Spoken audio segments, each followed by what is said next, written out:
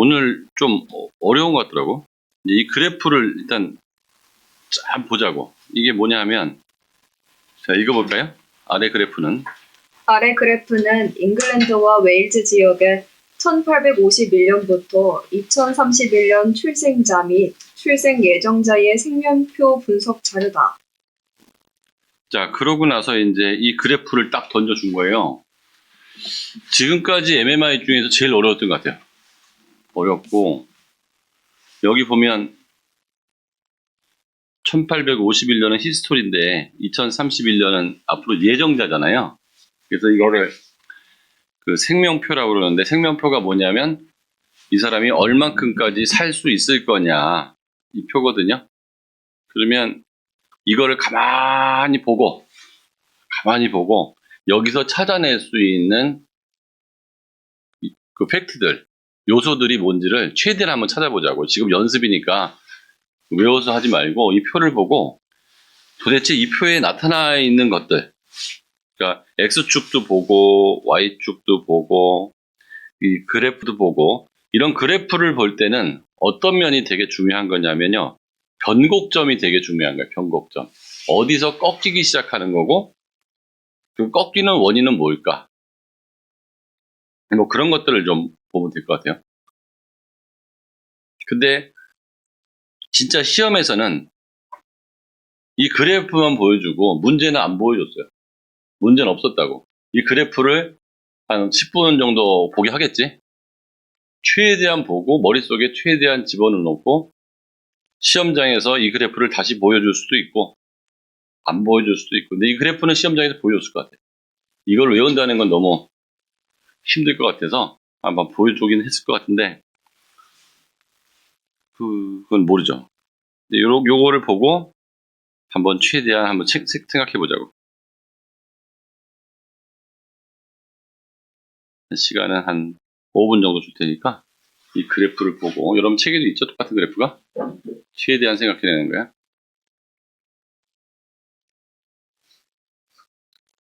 이거 풀 때는 밑에, 책으로 보는 사람들은 밑에 질문을 가리고 보는 게 좋아요. 왜냐하면 어떤 질문이 나올지도 노출이 안 된 거거든. 자, 찾아낸 거 한번 얘기해 볼까요? 이 그래프에서 찾아낸 거, 팩트. 태훈아, 뭐 있냐?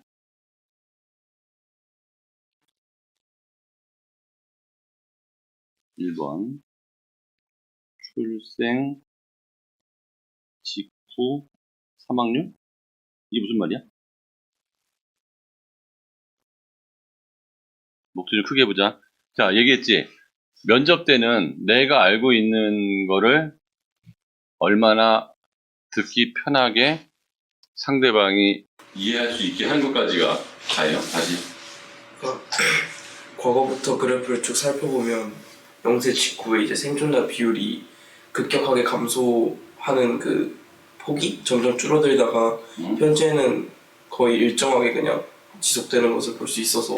자, 네가 무슨 말 하려고 하는지 알겠는데, 네. 듣는 사람 입장에서 얘가 무슨 말 하는지 알겠어요? 영유아 사망들 말하는 거죠. 초기에 0세부터 5세까지. 그러니까 무슨 말인지 알겠는데, 네 머릿속에 있는 거를 듣는 사람이 저 말이 무슨 말인지를 재해석할 필요 없이, 너한테 또 물어볼 필요가 없이 알겠고, 그러면 이렇게 나갈 수 있는 게 좋지. 다시 얘기해 볼래?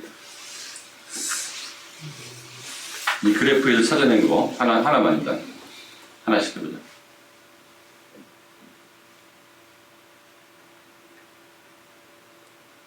지민이.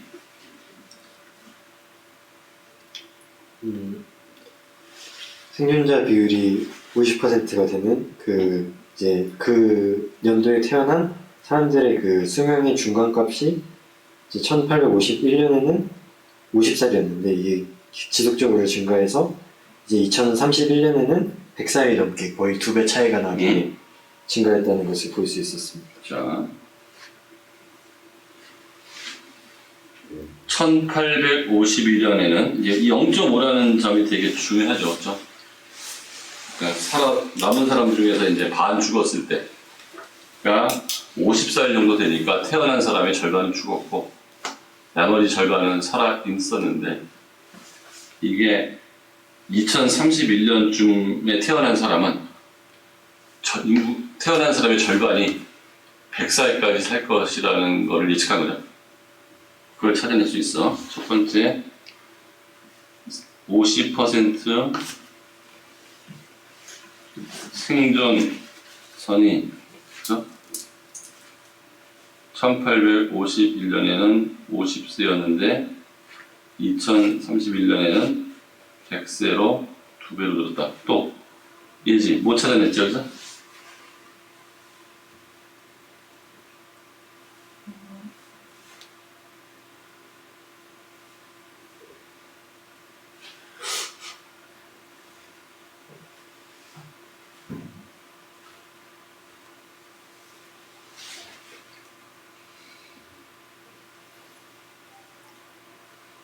태훈아 못 찾아냈니? 우선 각 연령별로 생존자 비율이 지속해서 증가해 왔는데 응? 그 증가해오는 폭이 점점씩 감소하고 있어요. 과거에서부터. 자, 연령별로 생존자 비율 뭐라고 그랬어? 쓰는 말을 잘 쓰란 말이야. 이게 쓸 시간이 없고 내가 얘기하는 걸 교수가 들을 수밖에 없다고. 그래서 한 방에 들으죠. 네가 다시 보라고? 그 연령별로 10세, 20세, 30세, 40세, 50세 연령별로인데 연령별 생존자 비율이 나와 있잖아요. 그 각 연도별로. 그게 생존자 비율. 그게 50세에서 예를 들어 50세에서의 생존자 비율을 예를 들면 응? 1851년부터 그 생존자 비율이 0.5부터 지속적으로 증가해 왔는데 그 증가해온 폭이 과거보다 현재가 훨씬 작다는 걸 알 수 있어요. 현재 작가는 여기 말하는 이 폭. 네, 그 폭이 줄어들고 여기서는 쭉 많이 증가하다가 여기서 별로 증가 안 했다. 또 너는? 저도 비슷한데 응. 그 1911년에서 1931년 사이에 이제 생존자 비율의 큰 폭에 간 적이 있고 응? 또 1931년에서 1951년 사이에 응? 생존자 폭에 그 비교적 큰 간격이 있는데 응? 이 두 차이를 봤을 때 이 응. 시기에 의학적 발전이 일어났다. 응. 그래서 이때 세계 1, 2차 대전으로 인한 의학의 발전이 일어나지 않았을까 어. 라고 생각했습니다. 또 김성원 선생님이 발견한 겁니다. 저도 같은 얘기를 하려고 했는데 음.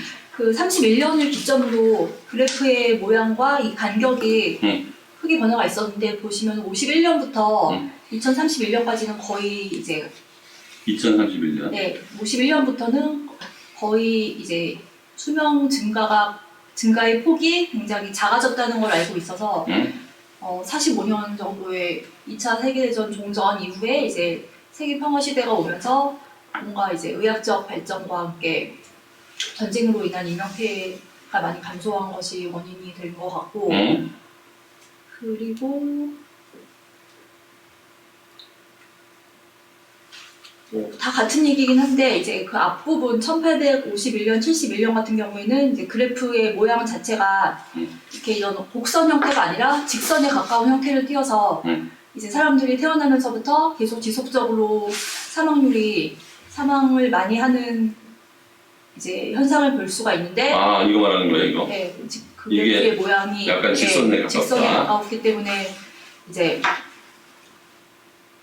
계속 지속적으로 이제 사람들이 사망을 하는 걸 알 수 있고 이제 그 이후에 이것도 마찬가지지만 뭐 1900년 이후에는 이제 초기 1911년까지는 영유아 사망률이 높지만 31년부터는 영유아 사망률이 급속히 줄면서 초기 사망률이 아주 많이 떨어졌다는 걸 알 수 있습니다. 자 이경희 선생님. 네, 저도 그 초기 사망률 같은 경우에는 초반에 1871년부터 한 1910년 정도까지는 그래도 0세부터 한 5세 사이에 영유아 사망률이 상당히 어느 정도 비율이 어느 정도 있었다면은 거기에서 그 이후 31년 이후부터는 거의 그게 이제 많이 없어졌다는 거 보면 이 시기에 이제 영유아 사망률을 줄일 수 있는 여러 가지 많은 뭐 백신이라든지 의학적인 뭔가가 많이 발전이 있었다는 것을 추측을 할 수 있을 것 같고요. 그리고 이제는 그 상당히 이제 모양이 이런 식으로 이제 현대로 오면서 이렇게 되다 보니까 노인의 인구 수가 전체적으로 이제 많이 전체적인 인구의 수가 많이 늘어나지 않았을까. 과거에 비해서 훨씬 그러니까 50세 이후부터 100세까지에 이르는 연령의 수의 인구가 전체에서 차지하는 비중이 상당히 높지 않을까. 그런 생각을 할 수 있을 것 같아요. 예지.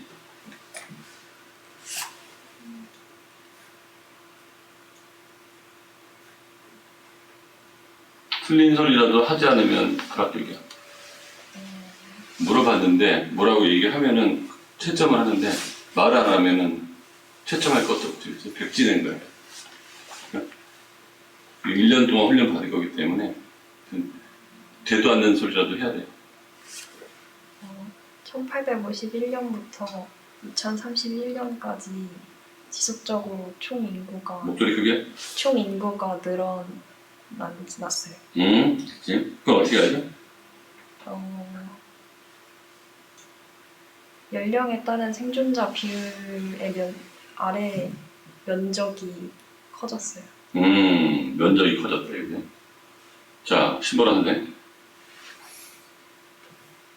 네, 그래프에서 영유아 사망률을 조금 볼 수가 있을 것 같고, 그다음에 아까 얘기했던 거랑 좀 다 비슷한데 전쟁, 1, 2차 세계대전 전쟁이라든지 아니면 의학의 발달에 의해서 그 사망률 자체가 낮아진 것들을 볼 수가 있고, 그다음에 그래프 기울기를 보면서 그래프를 분석을 할 수 있을 것 같습니다. 이 1851의 의미는 뭘까요?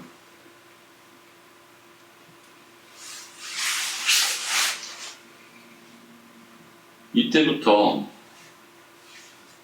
이 쭉쭉쭉쭉쭉쭉 뭐가 개선이 되는 느낌이잖아요.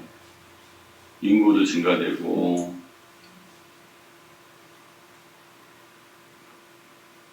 왜 1851 이때부터 개선됐을까요? 이전에는 어땠을까요? 대기근이 이전에 있었던 것으로 알고 있습니다. 1851이라는 거예요. 1851, 1871, 1891, 1911. 20년 단위로 지금 조사가 이루어지고 있는 거고요. 근데 이전에는 어땠을까요? 그때도 계속 발전했다고 그러면 뭐 그래프가 괴상한 그래프가 나오지 않겠어요? 만약에 이런 추세라면 옛날에는 막 이렇게 됐으면 뭐 다 죽었다는 얘기야? 젊었을 때? 그건 아닐 거 아니에요.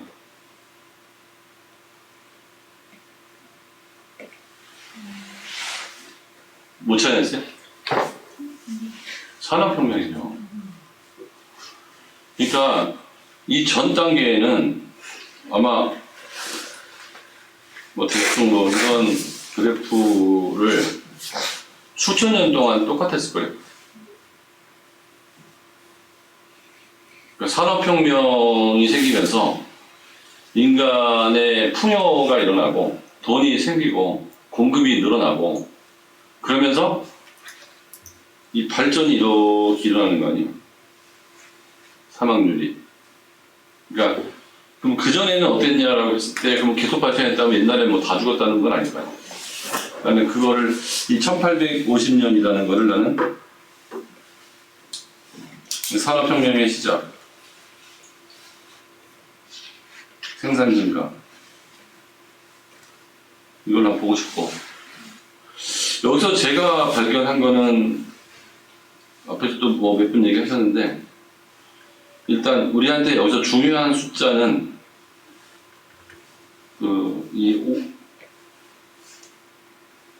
이 선이 되게 중요한 것 같아요. 그러니까 50%가 죽는 타이밍이 지속적으로 오른쪽으로 가고 있다. 오른쪽으로 가고 있다는 거. 그 다음에 아까도 얘기한 것처럼 이 영유아 사망률이 여기에서는 급격히 이렇게 태어나자마자 뭐가 죽었는데 요게 나이가 계산을 해보면 여기 10세니까 대략 보면 거의 태어나자마자 죽는 거잖아요. 그럼 뭐 한 살? 한 살. 백신이라는 표현을 썼는데 백신도 그럼 백신은 보통 요때 죽는 거 아니에요? 태어나자마자 접종하는 게 몇 가지 있거든요. 요즘에는 그것도 백신도 뭐 난 맞다고 보는데요. 0세에서 5세 사이에. 요게 전부 1세란 말이에요. 0세에서 1세. 이 그래프에. 보통의 백신은 0세에서 1세에 많이 지금 맞히거든요. 그런 게 처음 이제 발전되기 시작한 시점을 의미하는 게 있지 않을까. 네. 그것도 틀린 건 아닌 것 같은데, 백신도. 요때쯤에 제 생각은 애를 병원 가서 낳는 게 아닌가. 그러니까 애를 낳다가 죽는 사람이 많지 않았겠나. 그러니까 그런 생각이 들어요. 그러니까 이게 이쯤에서 급격히 떨어졌다 그러면 유아기 10세, 5세 이후에서 급격히 떨어졌다 그러면 모르겠는데 여기 떨어진 시점이 그냥 1년 이내야. 여기 앞에가 왜 딱 붙어 있어, 아예. 0세. 낳다가 죽은 거 아니냐. 그 생각도 들어요. 그러니까 백신도 나는 이게 돼요. 어릴 때의 치료약이나 백신 이런 것도 충분히 있을 것 같고, 낳다가 죽는 거를 보면은 이때 병원이 많이 생긴 게 아니냐. 병원이 많이 생기려면 이 당시가 이제 사회과학을 배운 사람은 알겠지만 바이마르헌법이나 시작해서 이제 자유권에서 복지국가로 넘어가는 타이밍이란 말이에요. 이제 국가가 그 산업혁명 지나서 이제 국가가 약간 그 복지 정책을 좀 쓰는 타이밍. 자본이 좀 축적이 돼서. 그러면 이 단계에서 이제 저는 이제 1911년하고 1931년에 이 점프한 거 하고 두 번째 점프가 51년까지 점프했단 말이에요. 근데 51년 이후에는 이게 이렇게 유지가 된단 말이에요. 별로 이렇게 안 죽어. 그러니까 이때는 이렇게 올라오다가 여기는 굉장히 다 붙어 있고, 그러니까 10세까지 보면 이렇게 계속 올라오는데 51년 이후에는 안 올라오더라. 그럼 이때 이제 백신이고 뭐고 청소년 사망에 대한 거는 이때 거의 다 끝난 게 아니야. 그러니까 어릴 적에 돈이 없어 죽거나, 여기는 이 나라가 어디죠? 영국이란 말이에요. 영국. 전 세계가 아니고 영국은 유아나 아동에 대한 복지 정책이 지속적으로 발전하지 않았을까? 응? 그래서 이 자본이, 그러면 그 당시에 그 사회복지 정책 같은 게 계속 생기고 병원도 생기고, 그러면 영국은 대표적으로 의사들이 공무원 있는 나라잖아요. 그 나라에서 의료비 다 대주고. 그런 사회 현상이 어릴 때에 이 부분에서 좀 찾아지면 의과대학 준비하는 사람들이 거기까지 잘 모를 가능성도 있잖아요. 그러니까 이게 이제 분명히 1851년부터 2031년인데 그래프의 변화가 심한 어릴 때 보면은 내가 중학교 때 배웠던 역사 지식까지 싸그리 머릿속에 탈탈탈탈 나올 수 있는 건 다 잡아내야겠죠. 자, 무슨 말이냐면 그때 내가 중학교 때 배웠던 세계사 시간의 산업혁명, 그 다음에 법 시간에 배웠던 뭐 복지국가 바이마르 헌법서부터 시작해서 이때 영국은 어떤 상황이었을까 이런 생각해보면 팩트는 영국이니까 이 전 세계가 아니잖아요. 그걸 하나 찾았으면 좋겠고, 그 다음에 내가 본 거는 이때 변곡점이 한 번씩 딱딱 생겼죠, 그렇죠? 이렇게 이 변곡점이 생겼잖아요. 이런 변곡점이. 이 변곡점이 여기 한 번 있는 거예요. 이 변곡점이 이렇게 올라가는 게 하나 생겼고, 그 다음에 이제 변곡점이 여기서 이렇게 변곡점이 내려가는 변곡점이 생기는 거예요. 이렇게 해서 이 변곡점들이 생기는데, 이 변곡점이 자꾸 오른쪽으로 이동을 하더라. 오른쪽으로 이동한다는 거는 이제 노인들이 많아지더라. 근데 여기도 이 부분하고는 좀 다르게 여기는 51년이나 이렇게 이동의 폭이 좀 비슷해요. 여기서 촘촘하다고 빵 늘어났는데 요거의 의미는 뭘까요? 여기 비슷하게 간 거.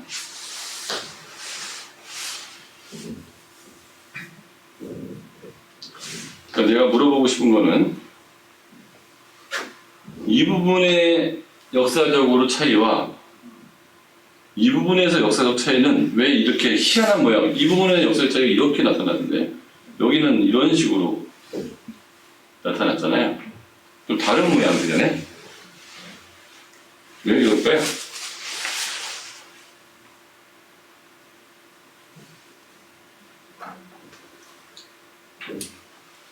그리고 이게 오른쪽으로 계속 이렇게 이동한 이유는 뭘까요? 이렇게?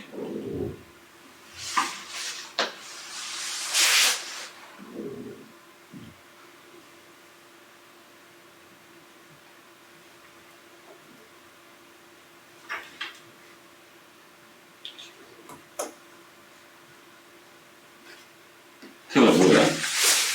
이거를 A라고 하고 이게 B라고 했을 때 양쪽의 그래프가 이렇게 되는 이유가 뭘까? 그 질문 2 비슷하네요. 연도에 따라 수치의 변화가 일어나는 이유를 유추해서 얘기해봐. 이런 걸 찾을 수 있으면 대박일 것 같은데?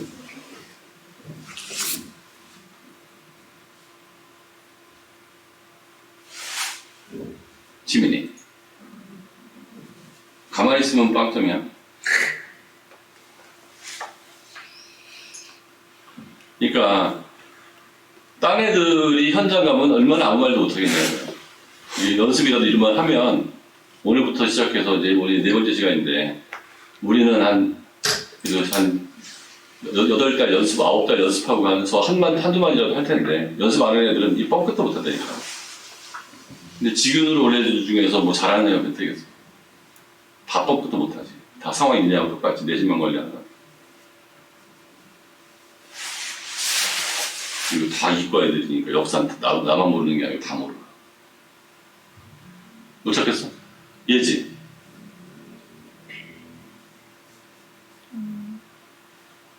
A 부분에서는 응? 같은 연령대에서 죽는 사람이 어떻게 변하냐에 응? 따라서 과거로 갈수록 더 많이 죽어서 응? 그래프가 저렇게 아래로 떨어지는 모양이 됐고, 그리고 B 모양에서는 응?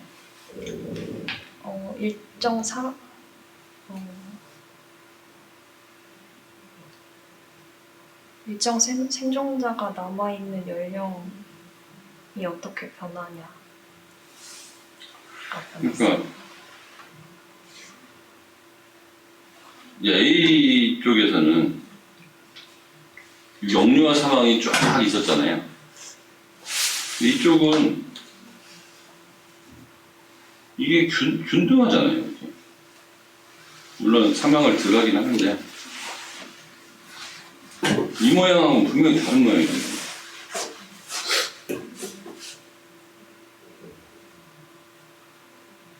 그리고 여기는 이게 매우 붙어 있는데 이게 늘어나잖아요. 이쪽.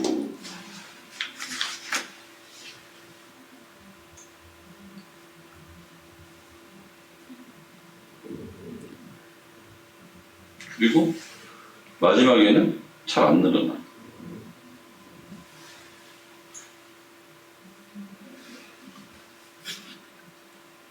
네? 그 김상원 선생님 뭐 같아요? 이거는? 일단 51년 이후로는 응? 뭐 역류화 사망률이나 아니면은 그 50% 생존율을 나타내는 연령의 증가가 거의 없는 것으로 보아서 응?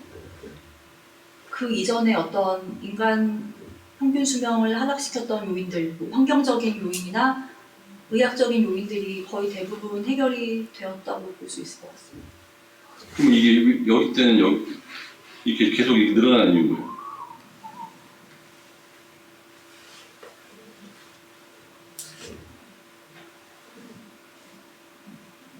그 이전 시기에는 일단 뭐 1851년, 71년 이때 이제 산업혁명으로 인해서 한번 기술 발전과 함께 생산 증가가 되면서 일단 뭐 영양소 결핍으로 인한 사망이 크게 줄었을 것 같고 그 이후에도 이제 지속적인 기술 발달 등으로 인해서 크게 수명이 증가하는 폭을 보이다가 이제 51년 이후에는 거의 인간 수명에 영향을 미칠 수 있는 그런 외부 요인들은 거의 충족이 된 게 아닐까. 이경희 선생님. 네, 저도 일단은 인간의 어떤 능력으로 그러니까 50% 생존율의 연령이 점점 커진다는 거잖아요. 네. 50% 그거는 결국은 수명 연장됐다는 의미로 볼 수 있는데 평균 수명의 연장 같은 걸로 볼 수 있는데 인간의 능력, 그러니까 뭐 기술의 발달, 그다음에 농업의 발달, 뭐 산업의 발달, 의학의 발달 등에 의해서 인간이 늘릴 수 있는 그 평균 수명은 한 그런 발전이 이루어진 거는 1951년 그때 최대한 많이 늘려놨고 그 뒤에는 이제 어느 정도 수명을 늘릴 수 있는 여러 가지 노력의 그 이미 많은 발전이 이루어졌기 때문에 그 뒤부는 폭이 좀 좁아지지 않았나. 좁아진 얘기는 맞는 것 같아요. 이 얘기는 충분히 설명한 것 같은데 이 폭이 왜 늘었는지 뒷부분은 정확히 맞는 것 같아요. 네. 그러니까 아무리 의료가 발달해도 인간은 생명체니까 그 노화를 줄이고 살리고 하다가도 어느 정도 이상이 되면 이제 급격히 여기서 쭉 내려가잖아요. 마치 이때 모양하고 비슷해요. 이렇게 쭉 내려간다고. 이때는 느슨하게 내려가다가 이렇게 내려간다고. 그러면 이렇게 내려가다가 이렇게 내려가는 이유가 뭐냐면 이 얘기는 설명한 것 같아요. 이 얘기는 이건 왜? 그러면 1951년도에도 90살까지 산 사람도 있네, 좀 많이. 꽤 있어. 이렇게 산 사람들이 자꾸 늘어난다고 그래요. 여기서 엄청 죽기도 했는데. 전쟁 쪽을 한번 생각을 해봐도 좋을 것 같은데요. 전쟁 때 징병되는 그 나이 연령대가 이제 20, 30대, 40대 이전 이제 사람들이 갔을 테니까 이제 그 사람들 이후에 그러니까 그 50대 이후에는 그 전쟁으로 인한 감소분이 좀 덜 영향을 받았을 수 있을 것 같습니다. 그 전쟁은 좀 조심해서 얘기해야 될 것 같아요. 왜냐하면 여기 영국이기 때문에 이게 독일이나 프랑스였으면 민간인 사망자도 많고 근데 영국은 전쟁 때 영국 사람 많이 안 죽었잖아요. 군인으로 나간 사람만 죽었지. 저는 이렇게 봐요. 이쪽 그래프는 제가 본 거는 이쪽은 가난한 사람들인 것 같아요. 가난한 사람들. 그러니까 이때도 50살 이상 이쪽 사는 사람들은 경제적으로 여유가 있는 사람들이야. 그러니까 산업이 계속 발달하면서 부가 계속 축적이 돼서 이제 어렸을 때에 죽는 거는 이렇게 비슷하게 죽었는데 여유가 있는 사람들은 경제적으로 여유 있는 사람들은 계속 살아서 이제는 이때쯤 되면 70살까지가 50이란 말이에요. 이게 보면은 1911년대에만 해도 70살까지 산다는 거지. 70살. 영국에서 70살. 50%가. 그러면 이게 계속적으로 느는데 이제 여기를 보면 전체적으로 이게 쭉 늘다가 여기서부터 잘 안 늘잖아요. 잘 안 늘어. 그러면은 영국만 해도 이때 어떤 돈과 생명이 돈으로 인해서 경제적 여유가 생겨서 생명이 연장되는 거는 이때까지 계속 이루어지는 거죠. 근데 이때는 아까 말한 대로 아무리 돈이 있어도 인간 생명이기 때문에 죽을 수밖에 없는 게 아니냐. 그래서 이 폭이 이렇게 해서 계속 이 폭이 늘어나는 거. 그래서 여기에서 크게 보면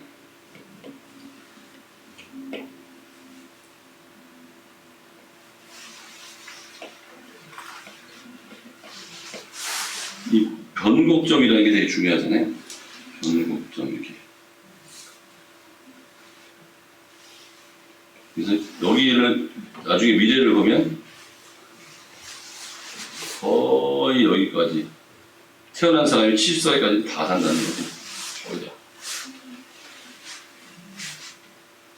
지금 우리나라 평균 기대 수명이 얼마죠?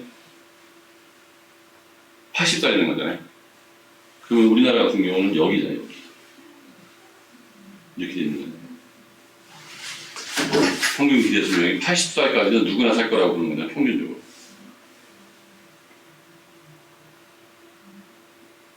그러니까 이게 이렇게 오는 게 이제는 경제적인 부가 미치는 영향은 되게 이때부터 되게 촘촘하게 작아졌다는 거예요. 그게 언제? 1931년부터는 경제성장이 되게 많이 일어나요. 그런데 50살까지는 그런데 이게 120살까지로 여기서도 보면 이게 이만큼이 이게 늘어나잖아요. 여기하고 비슷한 게 여기서 촘촘하게 있다가 이게 계속 이렇게 늘어나는 거는 이건 생명변경 의학에 대한 거겠죠.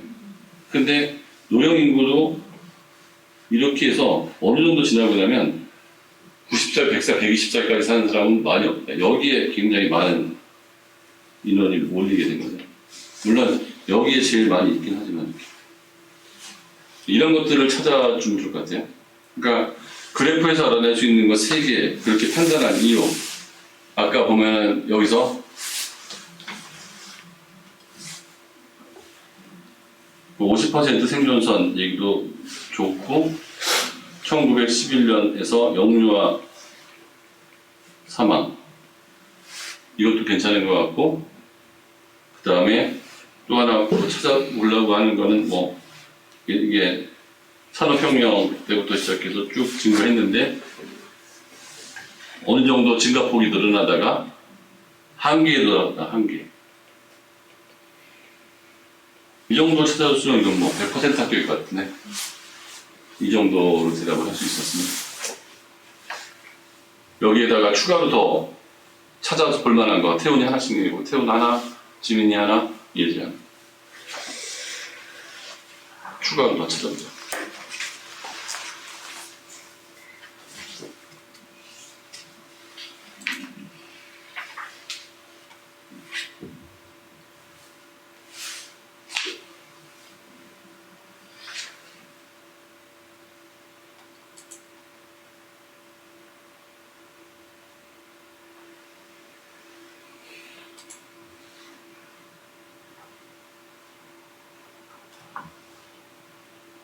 지민이?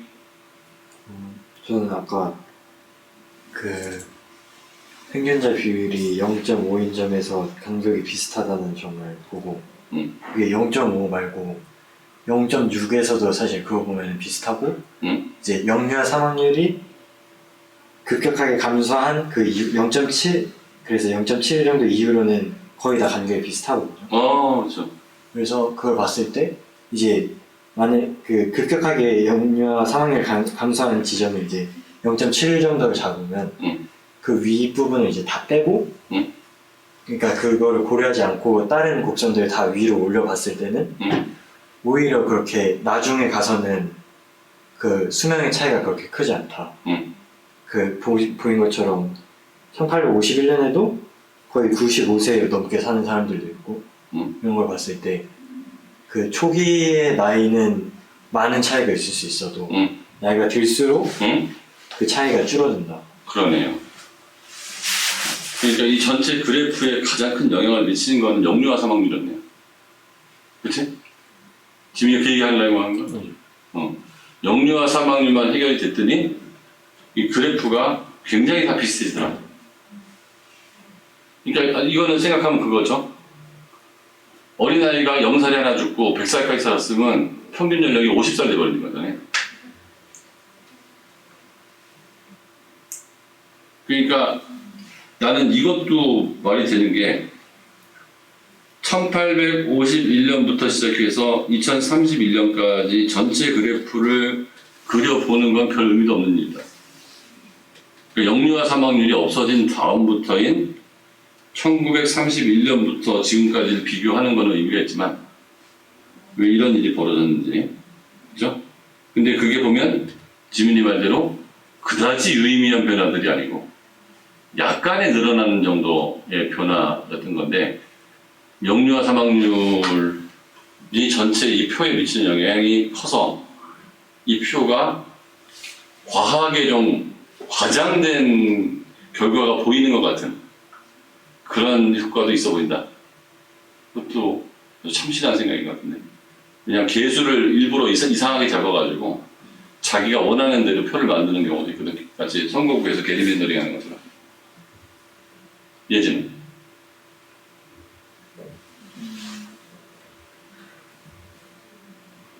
2031년에도 120살 이상으로는 못 살 목소리 거다. 크게 해야 돼요? 응.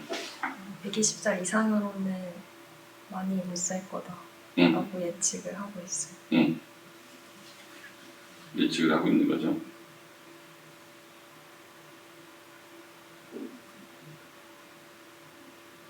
끝. 나쁘지 않아요. 자, 그럼 두 번째 문제. 연도에 따라 수치가 변화가 일어난 이유를 유추해서 얘기해봐. 우리가 했던 얘기예요.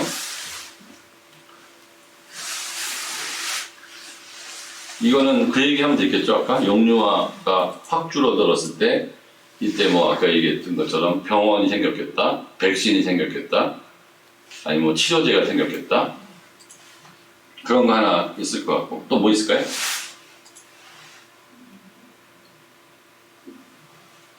꾸준히 이렇게 증가한 이유는 경제적인 문제가 좀 생겼을 것 같다. 경제적인. 그리고 약 30년대 이후에 이게 위에가 플랫해지는 경우는 사회복지 정책이 좀 생긴 게 아니겠느냐. 뭐 이 정도 얘기가 나와주면 좋겠죠. 그러니까 그래프를 보고. 그 다음에 세 번째는 고령화, 이거는 아마 이렇게 했을 거예요. 대답을 어떤 애가 고령화가 됐다라고 얘기를 하면 그거에 대해서 해결한 방법이 뭐냐 이렇게 물어봤을 거라고. 이게 추가 질문이었을 것 같아요. 대답한 거에 대한. 그러니까 2번에 대한 추가 질문인데 얘한테만 물어본 거잖아요. 대체로 고령화 얘기를 했겠지? 자, 고령화에 대한 추가 질문이 나왔다고 뭐라고 얘기할까요?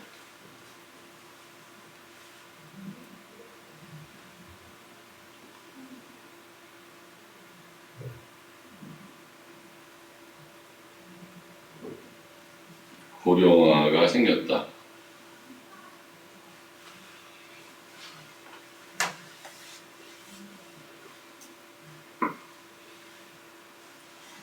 이거를 어떻게 하면 해결할 수 있겠나?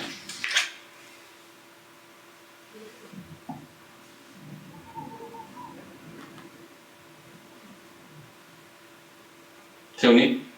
고령화로 인한 문제점을 먼저 생각을 해보면 단순히 나이 든 사람들이 증가하는 게 문제인 게 아니라 생산 가능한 인구가 줄어든다는 소리고 그만큼 그리고 또 고령화와 함께 진행되는 것이 저출산 문제가 있는데 보통 고령화가 많이 진행될수록 그 고령화된 인구들은 생산을 못하지만 또 부양을 해줘야 되는 문제점이 있기 때문에 그만큼 이미 과거에서부터 현재까지 그 최고 수명은 계속 증가해 왔기 때문에 그 고령화된 사람들을 어떻게 부양할 것인지 그리고 또 어떻게 그 생산량을 늘릴지가 가장 중요하다고 생각을 합니다. 지민이? 저도 똑같은 거 있을 것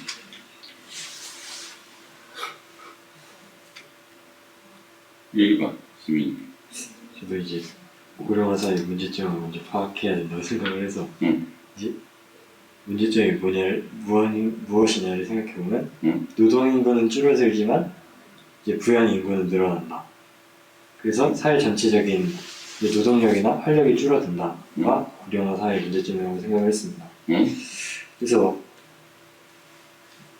뭐 일단 이를 해결하기 위해서는 노동 인구를 가장 늘리는 게 가장 중요한 해결책일 것 같은데 이 방식으로는 뭐 이제 이민을 받는다든지 이제 아니면 출산을 더 늘리는 정책을 사용한다든지의 해결책이 있을 것 같습니다. 이해했지?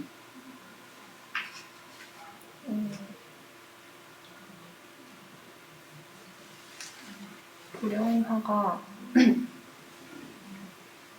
전체 인구에서 노인이 차지하는 비율이 늘어나는 현상인데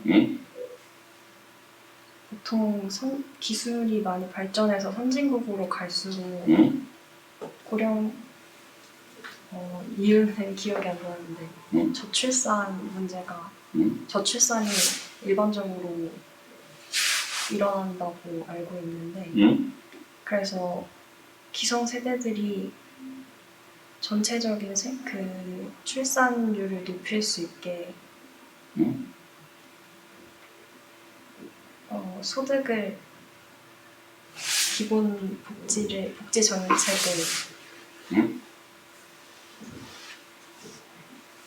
이 필요하다고 생각했습니다. 김성호 선생님?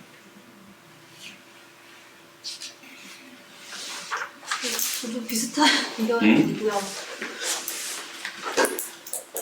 결과적으로 뭐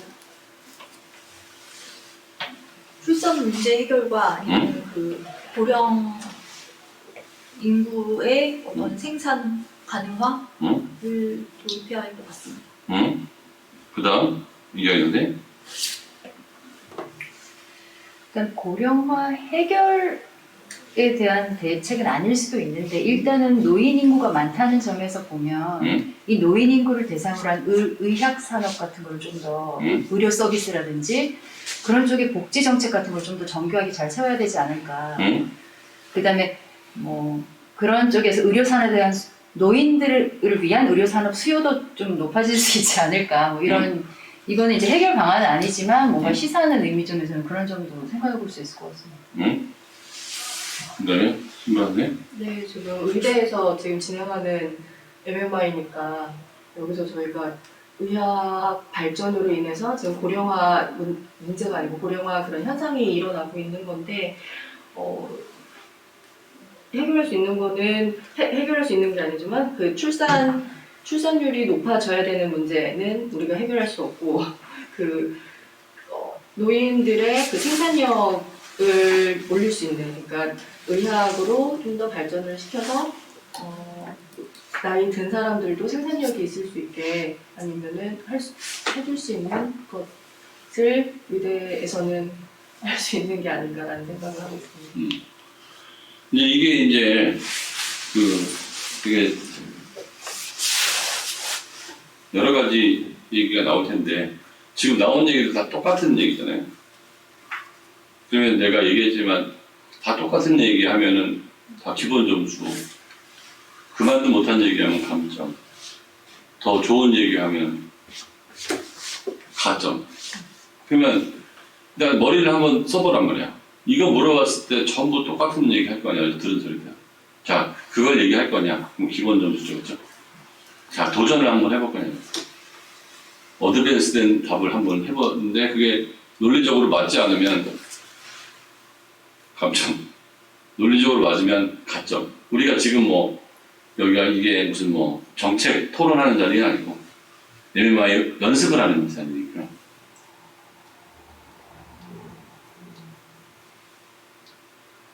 나는 이렇게 얘기를 하면은 이 그래프를 분석한 거니까 좋은 생각이 아닐까 싶어요.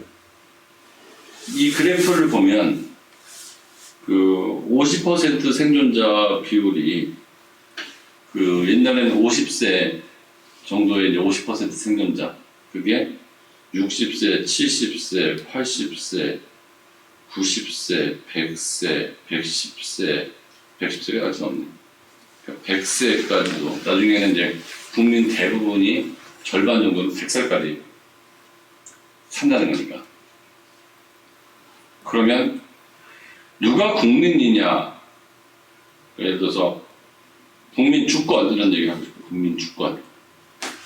결과적으로 이 사회는 그 사회의 구성원을 위해서 존재하는 게 아니에요. 그 사회를 위해서, 그 사회의 구성원을 위해 존재하는 게 아니에요. 그러면 그 사회의 구성원의 주축이 이제 90살이 되어버리는 거예요. 80살, 90살 이런 사람들이 엄청 많아진 거죠. 그러면 지금까지는 오랜 세월 동안 40살, 50살, 30살 주축이 이들이었고 빨리빨리 죽었으니까 그들 입장에서 보면 노령화라는 문제를 얘기할 텐데 이 노령화에 대한 기본적인 기준선도 계속 오른쪽으로 움직여야 되지 않겠냐고요. 즉 이렇게 많은 사람이 살고 있다면 건강한 옛날에는 60이면 다 죽었는데 이제 100살까지를 절반을 산다고 그러면 60, 70, 80, 90 이렇게 그 층이 되게 커지면 이거를 노인 문제라고 보는 게 아니고 이들이 그냥 굉장히 많아졌다는 거예요. 그러면 이제 이 노인에 대한 그 기준선도 오른쪽으로 좀 더 움직이기 시작을 해야 될 것 같고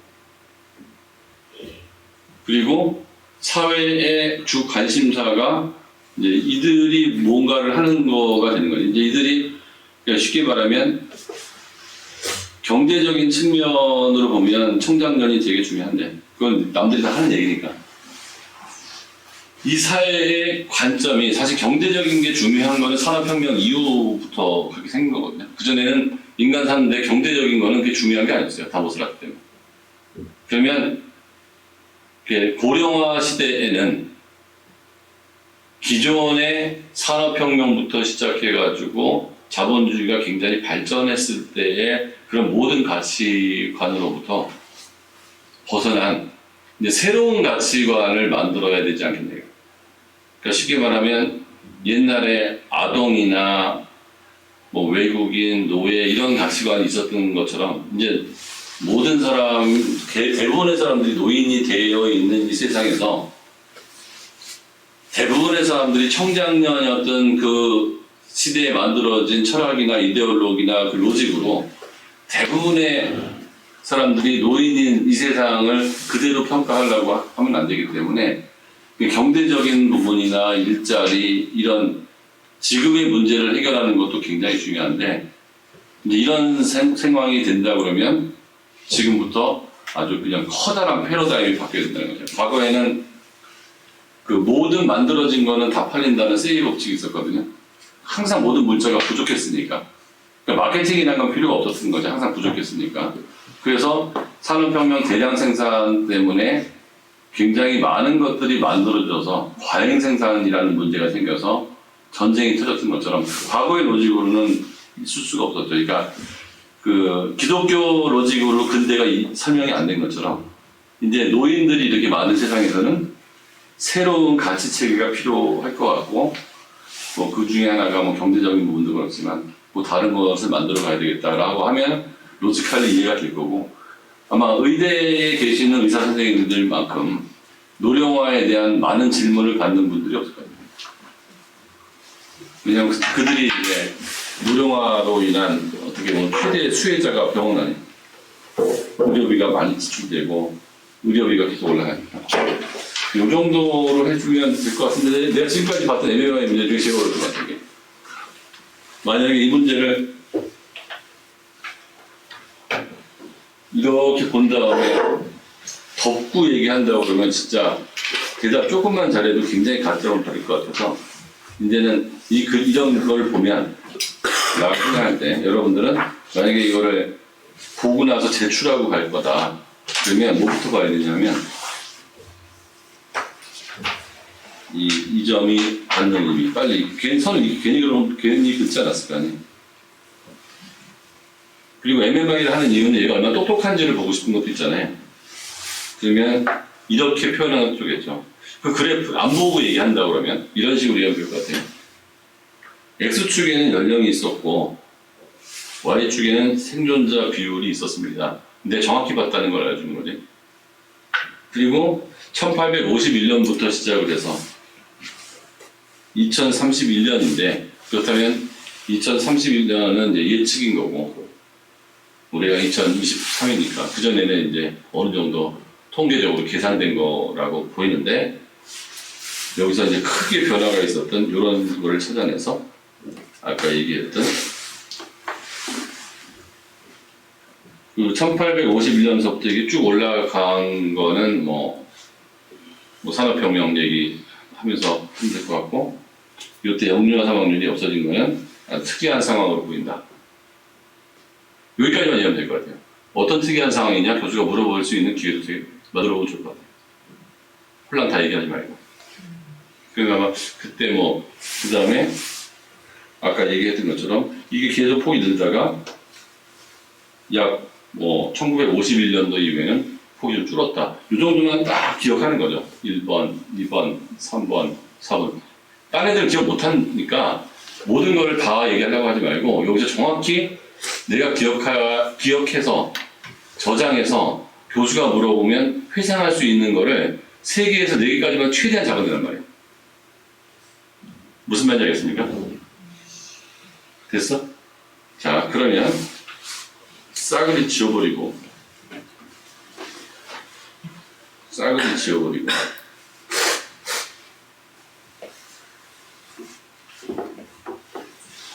책 다 덮어봐. 이것만 봐, 화면만.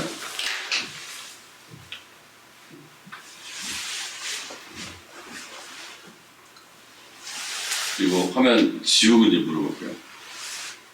여기까지만. 10분 있다 물어볼게요. 자,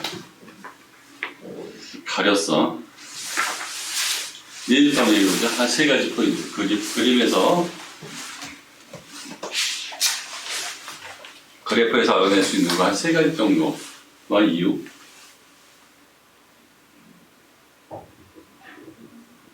일단 목소리 키우고 그래프가 연령에 따른 생존자 비율을 나타낸 그래프였는데 생존자 비율이 0.5가 되는 그러니까 그 당시 연령대에 태어난 인구 중에서 절반만 생존하는 인구가 1851년부터 2031년까지 꾸준히 증가하고 있었습니다. 그 이유는 뭘까요?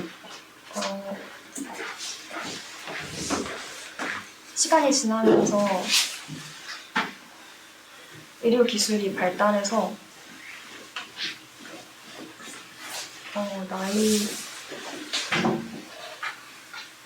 나이가 들더라도 빠르게 치료해서 계속 살 수 있게 된 것 같습니다. 두 번째는? 두 번째로는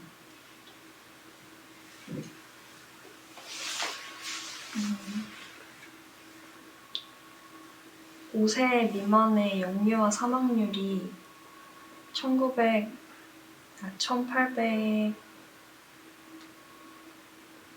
1931년 이전까지는 상대적으로 굉장히 높다가 1931년 이후는 10% 미만으로 굉장히 줄어든 채로 유지가 되었습니다. 그 이유로는 아이가 아팠을 때 금방 찾아갈 수 있는 병원이 주위에 많이 발달했고 그리고 그 병원을 빨리 찾아갈 수 있게 운송 수단도 발달했다고 생각합니다.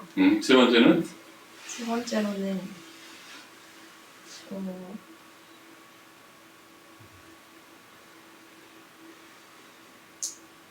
전체적인 인구가 증가했습니다. 그것 또한 의료 기술이 과거보다 많이 발달해서라고 생각합니다.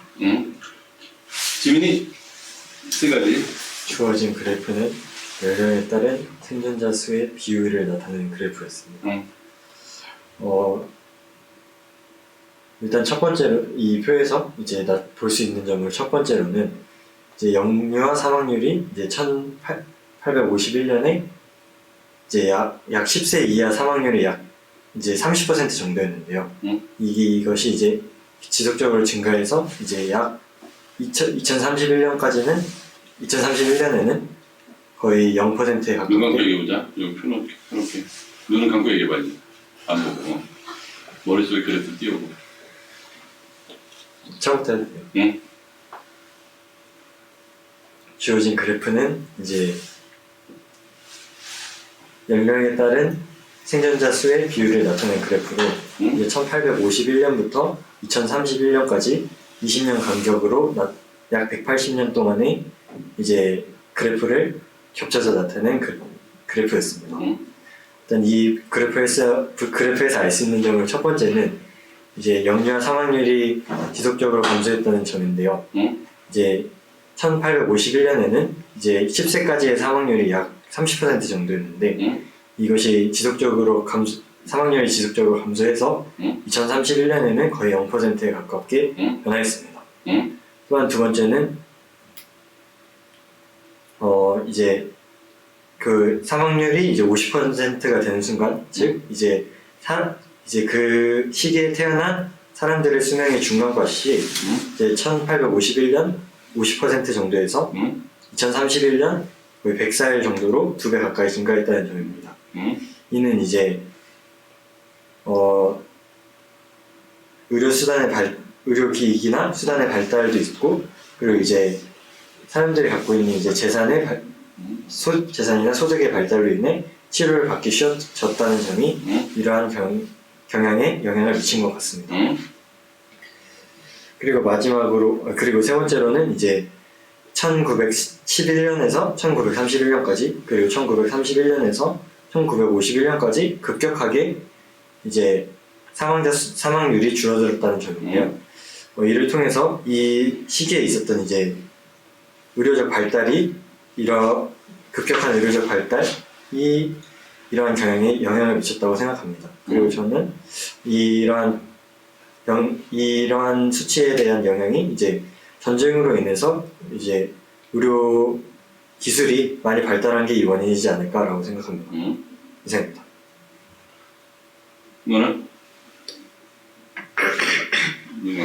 우선 이 그래프를 살펴보자면 1851년부터 2031년까지의 그 연령에 따른 생존자 비율의 변화 추이를 그래프로 나타낸 것이라고 할 수 있습니다.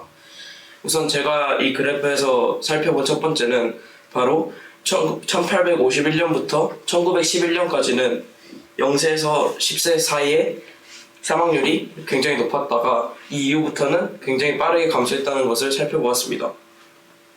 제가 생각한 이에 대한 원인으로는 먼저 1911년 이전까지는 이제 집에서 낳거나 혹은 안전하지 않은 상황에서 아이를 출산하는 경우가 많았지만 1911년 이후부터 병원 시스템이 정립됨으로써 아이가 병에 걸렸을 때 병원을 갈 수도 있고, 또한 출생할 때 병원에서 안전하게 출산하는 경우가 많아진 것이 원인이라고 생각을 합니다.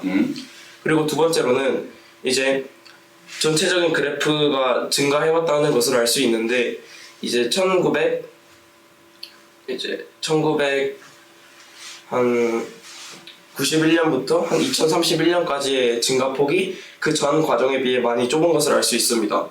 그래서 제가 생각한 이에 대한 원인으로는 이제 그 전까지는 의료기술의 발전으로 인해서 급격하게 그래프가 증가해왔지만 이 1991년 이후부터는 그 증가폭이 많이 감소한 것으로 보아 그 의료기술의 발전에 한계가 왔기 때문에 이런 결과가 나타났다고 생각을 합니다. 그리고 마지막으로 이제 생존자 비율이 0.5인 선을 그어봤을 때 그 1851년에는 50세였던 데 비해 2031년에는 100세까지 늘어난 것을 알 수 있습니다. 이를 통해서 의료기술의 발전으로 인해서 사람들의 평균 수명이 늘어났다는 것을 알 수 있고, 또한 이제 사람들의 경제 수준의 발전으로 인해서 훨씬 더 많이 치료를 받을 수 있는 경우가 늘어남에 따라 이런 결과가 나타났다고 생각을 합니다. 이상입니다. 잘 했는데요. 여러분들이 다 놓친 게 하나 있어요. 뭘 놓쳤죠? 선생님, 얘네들이 뭘 놓쳤죠? 내가 아까 설명한 것도 있는데 혹시 떠오르는 거 있어요? 잉글랜드하고 웨일즈란 말을 왜 아무도 안 했을까?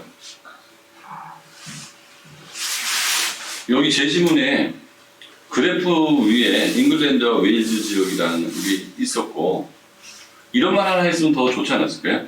이게 다른 지역이었으면 다른 그래프의 모양이 나왔을 수도 있겠다. 그죠? 그러니까 기억력이 얼마나 좋은지도 물어봤을 것 같고요. 아까 지민이가 얘기했던 것 중에 좋았던 게 30%에서 0% 가깝게. 지금 우리는 전부 연도에 대한 분석은 다 했는데요.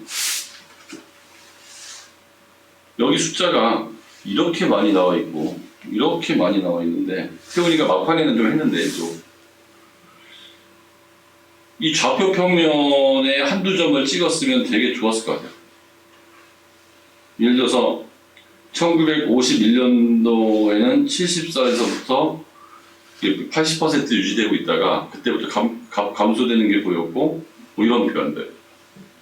그런데 뭐 아까 얘기한 것처럼 그 그래프가 이때는 거의 선상으로 이렇게 감소했는데 이렇게 가다가 이렇게 꺾여지는 모습이 보여진 게 1951년도부터 이런 현상이 보여졌는데 그때 꺾여지는 현상의 이 점이 50에서 60에서 70 그때 생존율은 약 95%, 90% 이상.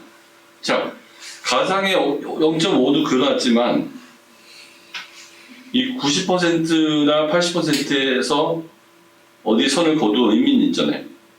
영유아 사망률이 해당되는 거는 80% 선인 거고 여기는 90% 선인 이런 선도 하나 거서 거기에 따른 X축과 Y축의 어떤 점을 그냥 가상으로라도 이게 대략 이때쯤에 이렇게 이런 표현을 써주면 좀 더 정밀하다는 생각이 들지 않을까요? 그렇죠? 그리고 태훈이 그러니까 이거는 추론이기 때문에 역사적 사실을 많이 알고 있으면 조금 플러스가 되겠지만 얼마나 이 도표를 잘 봤는지를 보고 싶은 걸 거예요. 근데 태훈이가 첫 번째에 대답을 했을 때 0세에서 10세에 굉장히라는 말 표현을 썼거든요. 그거는 과학자들이 쓰는 표현이 아니에요. 그전에는 뭐 10%였는데 50%로 약 40%의 증가를 보였고 무슨 말인지 알겠죠? 그 다음에 두 번째는 많이 좁다라는 표현을 썼는데요. 첫 번째는 이런 정도의 간격이었는데 간격이 10세 정도 있다가 마지막에는 간격이 뭐 5세, 3세 정도로 좁게 발전하고 있어서 처음에는 이런 표현 쓰면 좋겠죠. 체증적 증가를 하다가 나중에는 증가폭이 굉장히 둔화되는 이런 좀 수리 분석한다는 느낌. 이 표 자체가 이제 그래프잖아요. 그럼 교수 입장에서 보면 얘가 얼마나 똑똑하고 그래프를 분석을 잘하냐 이거를 보고 싶은 걸 거 아니야. 그러면 이런 그래프 표가 노인 문제로 나간다 그러면은 이건 사회복지학과의 면접이지. 일거대학 면접에서는 노인복지로 가든 말든 그거는 그렇게 썩 중요한 건 아닐 거란 말이에요. 얼마나 기억을 하고 이 표를 정량 분석을 제대로 할 수 있는지를 보고 싶은 건데 더 물어보고 싶은 거는 뭐 한 사람의 박동수 이런 거 물어보고 싶을 것 같은데 그러면 이제 좀 이상하잖아. 그래서 이런 걸로 물어본 게 아닌가 싶어요.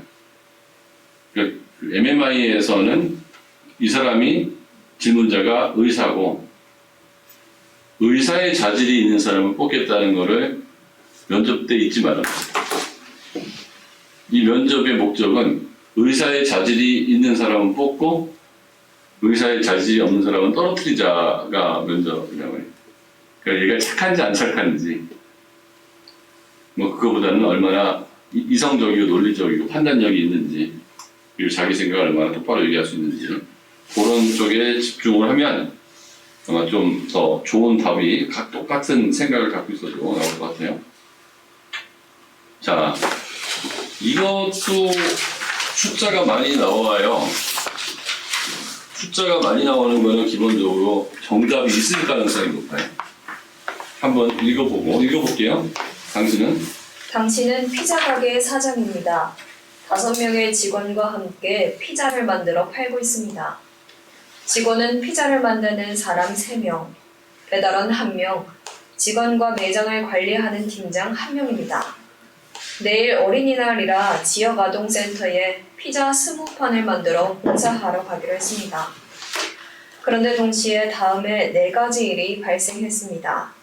첫 번째, 오늘 매우 장사가 잘 되어 봉사하러 갈 피자에 올릴 10판 분량의 치즈가 부족하다는 것을 알게 됐고, 거래하던 재료 공급 업체에는 남은 분량이 없다는 말을 들었습니다. 두 번째, 오토바이로 배달하러 나간 직원이 접촉사고가 발생하여 가해 차량 운전자와 함께 경찰서에서 조사 중이라는 연락이 왔습니다. 세 번째, 어제 피자를 배달받았던 손님이 피자를 먹고 한 차례 구토를 했는데 재료가 상해서인 것 같으니 보상을 받아야겠다고 배달앱의 리뷰란에 공개적으로 글을 남긴 것을 발견했습니다.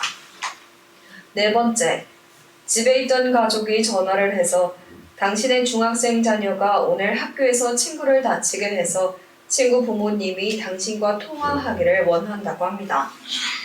완전히 이 집안 난리 난리 난리. 첫 번째,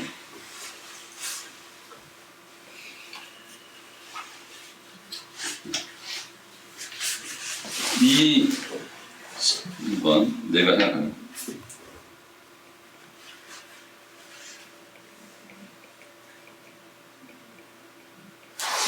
이 질문의 목적은 뭘까요? 왜 이런 질문을 했을까요? 각각 생각해 볼게요.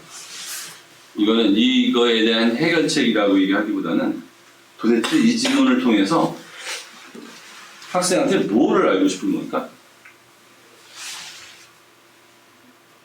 생각해보고 얘기해보자.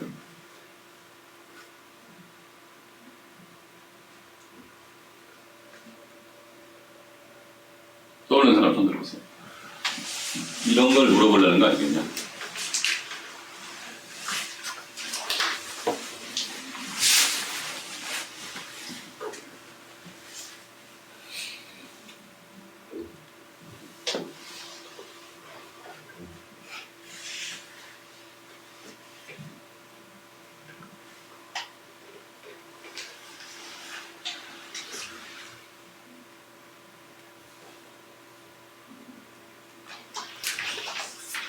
지민아, 뭘 물어보고 싶은 것 같아? 이 상황을 어떻게 해결할지 물어보면서 이 상황을 어떻게 해결해? 그래서 어떤 순서? 어떻게 해결할지 물어보면서 문제 해결 능력이나 이거 답이 있는 거예요? 없는 거예요? 이거? 없을 것 같아요. 없어? 세훈아, 이거 어떻게 해결해? 이 질문의 목적은 뭐예요? 뭘 물어보고 싶은 거야? 한 번 이하로 상황이 왔을 때 선후 관계를 어떻게 잘 구성을 해서 해결할지. 여러 상황 중에서 해결 방안. 예지는?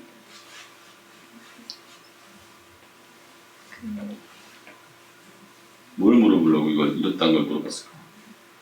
일단 피자 가게 사장이 봉사를 하러 가야 되는데 개인적인 문제도 발생했고, 그리고 그 봉사를 하러 가서 봉사를 제대로 활동할 수 있는지와 관련된 문제도 발생했는데, 이러한 상황에서 개인적인 문제와 그리고 봉사활동을 잘 끝낼 수 있는데 있는 걸림돌을 어떻게 처리할 수 있을지. 어떻게 처리? 개인과 봉사. 김성원 선생님, 질문의 목적은 뭘까요? 이런 거 왜 물어본 거예요? 비슷한 뉘앙스인 것 같은데 우선순위를 정하여 문제 해결을 어떻게 하는지 모르겠다는 것 같습니다. 이경희 선생님? 네, 일단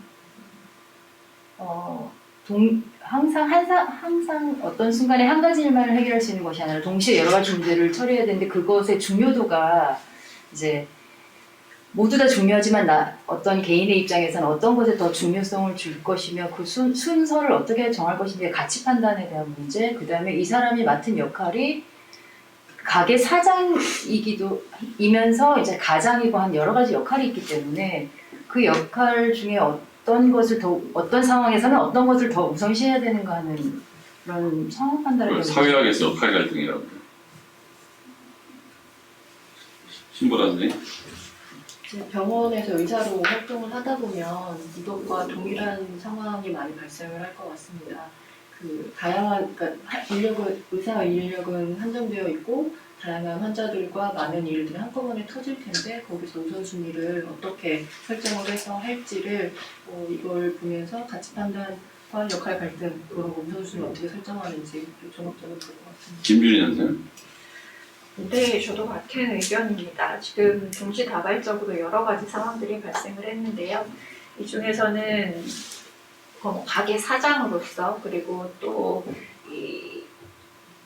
이 피자 가게, 그러니까 피자 업체의 소비자로서 또 가장으로서 서로 다른 역할에서 발생하는 이런 상황들이 생겼는데 이 상황에 있어서 어떤 상황을 더 우선순위를 두고 어떻게 해결할 건지를 물어보는 문제라고 생각합니다. 뭐 결과적으로 이제 어른들이 얘기하는 쪽에서 좋은 답이 많이 나온 것 같아요.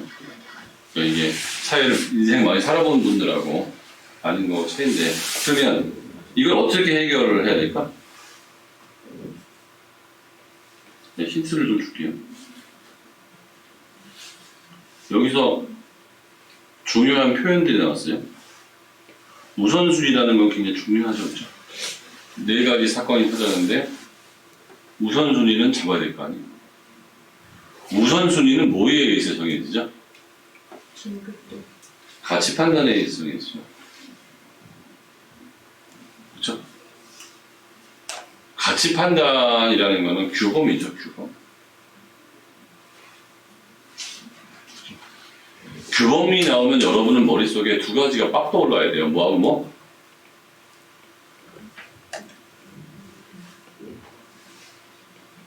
의무론하고 공리주의가 빨리빨리 떠올라야 돼요. 무슨 말인지 알겠습니까?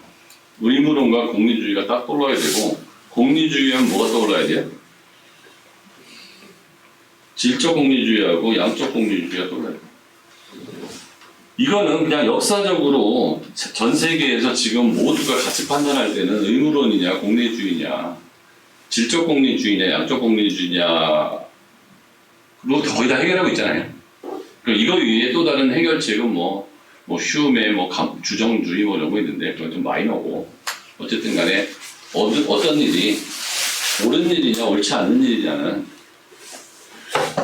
양적 공리주의, 질적 공리주의, 그 다음에 의무론 이걸로 해결이 되는 건데 의무론이라는 건 뭐냐 하면 해야 되는 일이니까 해야 되는 거고 의무니까 해야 되는 거고 공리주의는 더 많은 사람한테 혜택이 가는 일을 해야 되는 거고 그렇죠?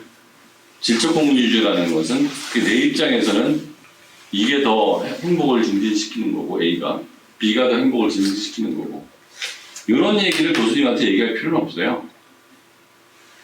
괜히 이런 얘기했다가 꼬이니까 얘기가. 다만 내가 의무론의 입장을 지지를 할 거냐 공리주의 입장을 지지를 할 거냐 공리주의 입장을 지지한다면 양적 공리주의 입장에서 논의를 전개할 거냐 아니면 질적 공리주의 입장에서 논의를 전개할 거냐. 예지 같은 경우는 나중에 나와 공부하다 보면 국어 시간에 양적 공리주의, 질적 공리주의 또 여러 번 공부할 일이 생기니까 그런 거 여러분 많이 했구나. 걱정하지 말라고. 지금은 그 정도가 있는데. 그러면 우선순위를 정하는데 뭐에 의해서 우선순위가 정해진다? 가치 판단에 의해서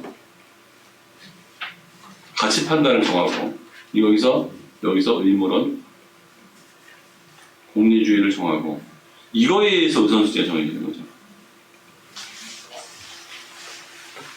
그렇죠? 가치 판단에 의해서 우선순위가 정해지는 건데 우선순위를 정하는 또 기준은 뭐죠? 가중치. 여기 중요도라는 표현을 썼는데 이 가중치 계산을 해야 될 거 아니야. 변이 분석을 해야 될 거 아니야. 나한테 이런 가치 판단에서 가중치를 하면 그래서 1, 2, 3, 4의 우선순위가 정해질 거고 그럼 난 여기서 뭘 얘기하면 되냐면 나의 가치 판단의 기준과 기준과 가중치 치를 가지고 1, 2, 3, 4가 정해지면 로직하겠죠. 사람마다 가치 판단의 기준은 달라요. 그러니까 환경을 보호해야 된다는 것도 가치 판단의 기준인 거고 자연을 개발해서 인간이 잘 살게 만들어야 된다는 것도 가치 판단의 기준인 거고 개고기를 먹어야 된다는 것도 가치 판단의 기준인 거고 개고기를 먹으면 안 된다는 것도 가치 판단의 기준이에요. 옳고 그름은 없는데 왔다 갔다는 하지 말자는 거죠. 로직이. 무슨 말인지 이해됩니까? 그럼 내가 이런 글을 읽으면 이게 이제 정확히 규범이 부딪힌 상태잖아요. 그러면 뭐 2개가 부딪히면 딜레마 상태라고 하는데 이건 4개가 부딪혔어요. 그래서 상당히 어려운 방정식을 풀어야 되는 거예요. 이 방정식을 풀려고 그러면 정의와 공식에 맞게 풀면은 걔는 논리적이다 소리를 들을 거고 그때 느낌대로 풀면은 그냥 좋은 점수 받지 못할 거고 그럼 내가 이런 틀을 한번 만들어 줬으니까 이 틀에 의해서 이건 뭐 옆에다가 필기를 해봐도 괜찮고 일단 연습이니까 4가지 1, 2, 3, 4 중에서 어떤 순서로 처리할 것인지 그렇게 판단한 이유를 말해보자. 나의 가치 판단 우선순위를 너무 대놓고 앞에 천명할 필요는 없을 것 같아요. 말 중에 녹여 들어가면 좋고 아니면 뭐 간단하게 그냥 코멘트 정도도 괜찮아요.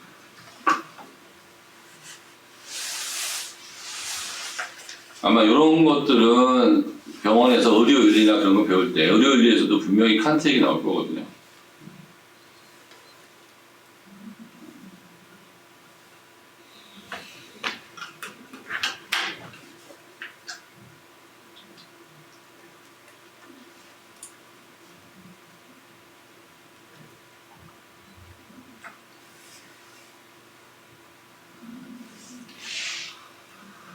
첫 번째는 4가지 사건을 어떤 거로 처리할 건지.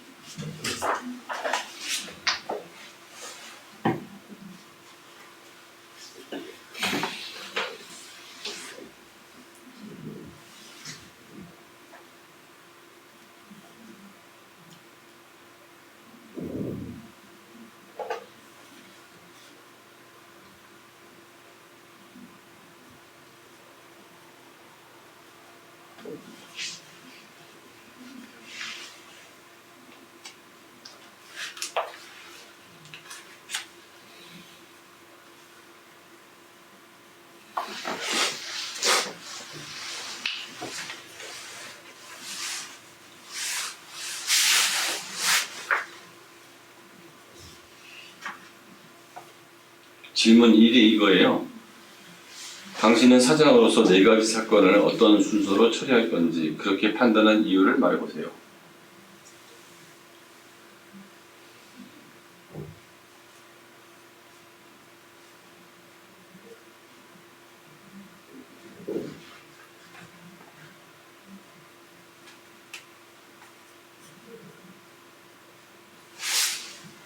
팩트부터 얘기하면 뭐죠? 팩트?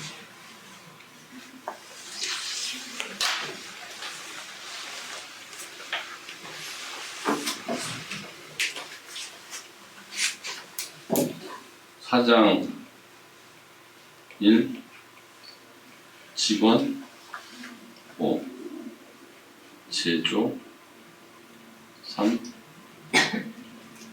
배달 1, 팀장 20판 공사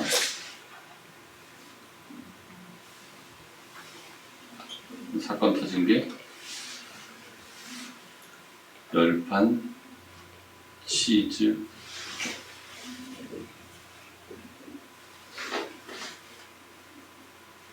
물량 없습니다. 그랬죠. 두 번째 배달 직원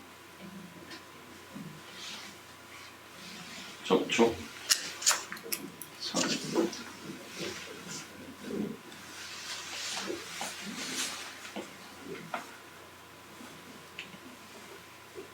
조사 중 3번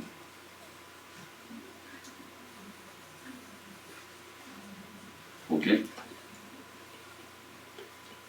컴플레인 구토 보상 요구 캡 4번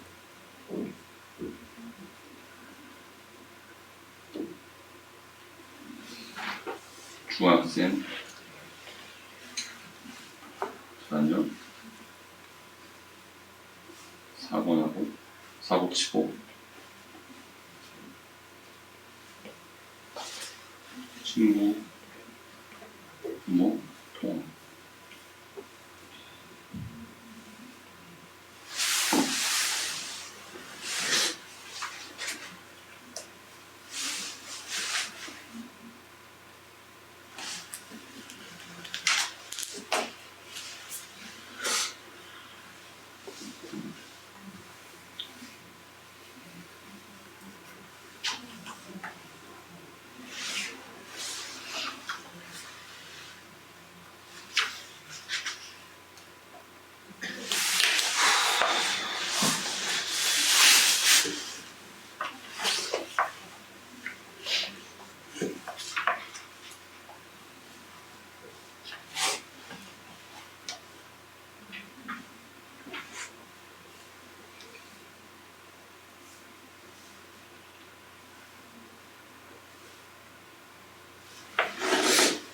생각해봤어요?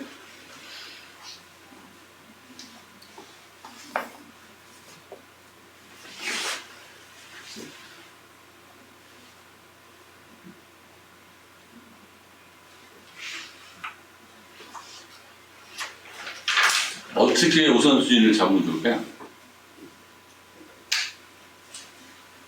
여기서는 우선순위의 기준만 딱 얘기해도 합격 불합격이 끝났을 것 같은데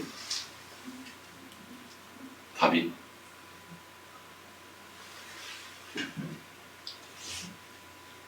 자, 이제 우선순위의 기준만 한번 얘기해 볼까요? 태훈아, 우선순위의 기준이 뭘까요? 공적이면서 사적. 응? 공적이냐 사적이냐? 우선순위의 기준이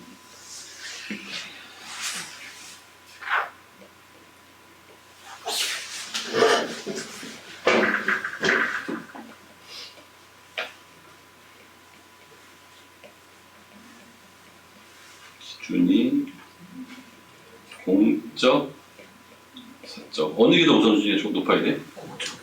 이게 더 높은 거예요? 또 그 해당 일을 누가 할 수 학생들 있는 먼저. 네. 그거를 사장이 아닌 다른 직원이 해결할 수 여기서는 사장이 해결해야 하는 거고 다른 직원은 못해요. 해결을. 그러니까 당신은 사장으로서 네 가지 사건을 어떤 순서로 처리할 건지니까 나한테 우선순위인 거고 지금 사람 프로 살상왕은 두 번째 질문이에요. 위탁해서 하는 건 두 번째 질문이니까 어느 게 우선순위예요? 자, 지민이. 저는 이 사건이 얼마나 심각성이랑 긴급성 이렇게 두 가지 측면에서 또 끝? 그걸로 나눈다. 예지. 저도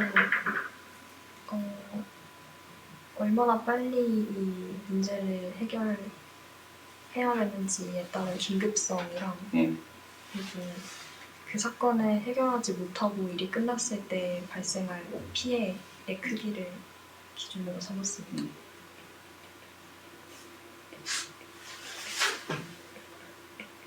자, 선생님들은? 김준희 선생, 우선순위의 기준? 여기서 내가 해야 하는 행동들이 남에게 피해를 준 것에 대해서 보상하는 차원인가요? 남에게 피해를 주는 거를 더 막기 위한 차원인지 아니면 누구를 지금 도와주는 차원인지에 대해서 생각해봤습니다. 우선순위의 기준이 여기? 그 김성원 선생님, 우선순위의 기준.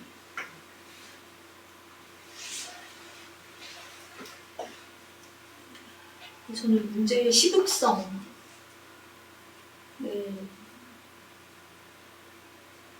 포인트를 두었는데 지금 당장 처리해야 될 일인지 아니면 조금 여유를 가지고 해결할 수 있는 일인지. 긴급성. 또 이경희 선생님.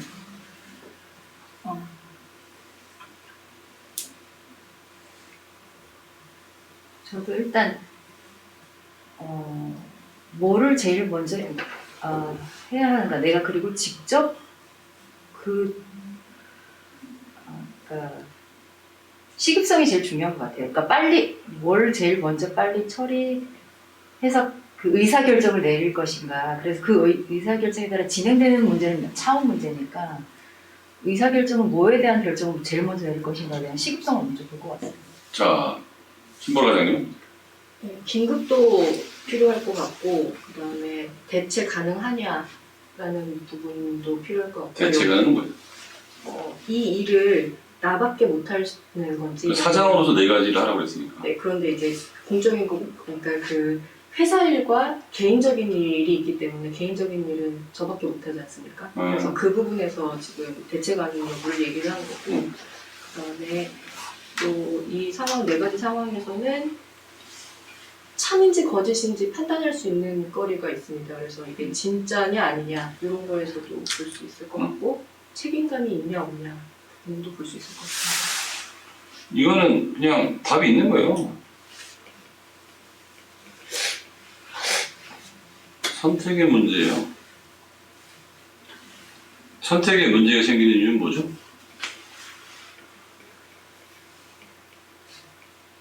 자원의 희소성이에요.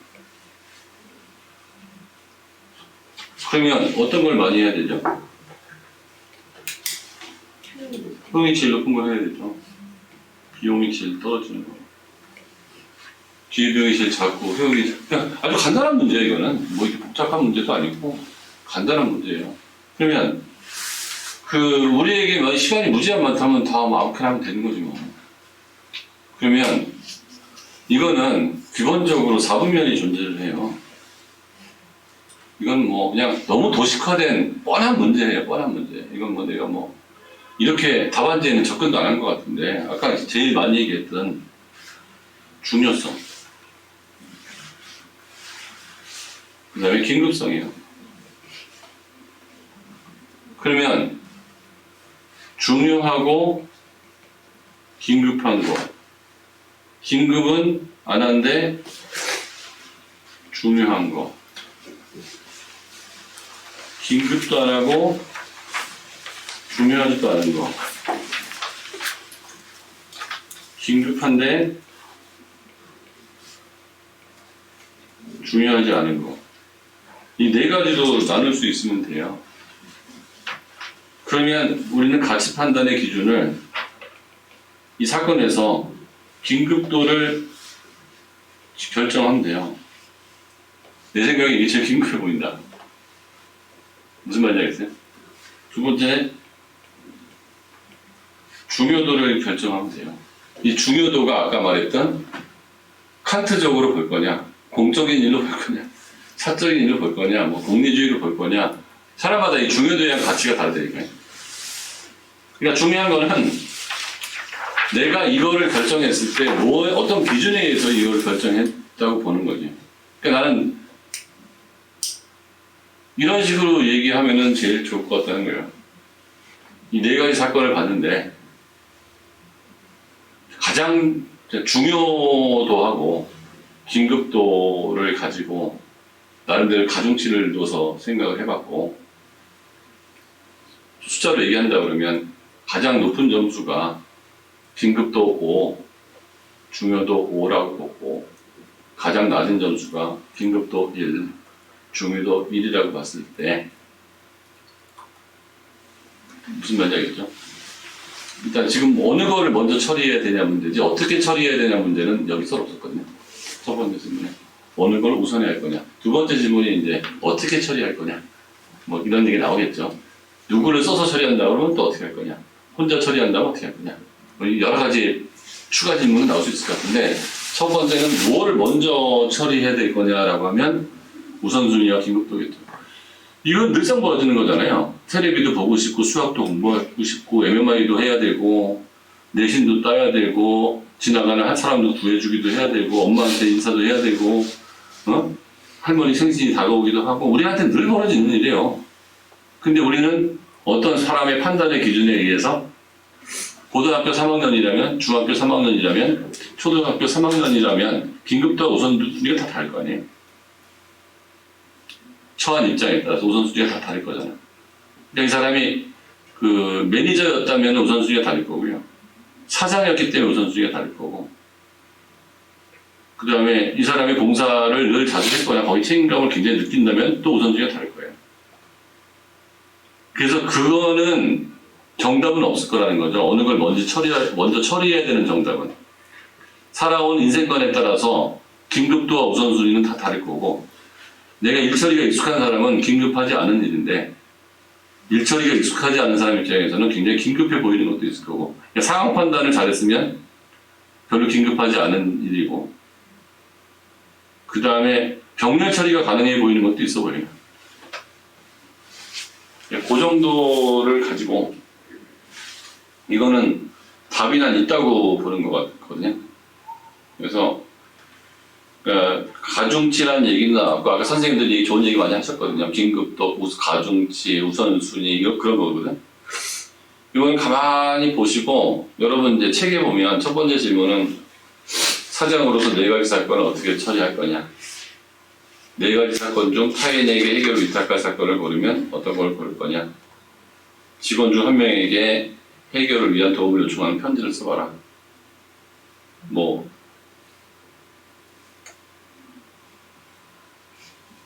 그리고 이건 딜레마 탈출이라는 표현을 쓰거든요. 이게 심리학에 좀 나오는 건데, 딜레마의 탈출이라고 해서 A 상황, B 상황이 둘 다 동시에 할 수 없는 것 같은데, C라는 새로운 상황에서 딜레마 탈출을 할 수 있는 방법도 있거든요. 그게 여기서 이제 딜레마 탈출의 방법으로 누구한테 위탁하는 거가 나온 거죠. 이것만 보면은 당신 어떻게 할 거냐라고 했을 때 내가 다 처리해야 된다고 생각했는데, 뭐 신부름 센터를 이용할 수도 있고, 아니면 직원한테 부탁할 수도 있고, 여러 가지 이제 다른 딜레마 탈출들이 나올 수도 있는 거거든요. 그래서 추가로 질문을 한다면, 네 번째 질문은 각각의 케이스, 그냥 제한 조건 없이 해결책을 제시해 볼까.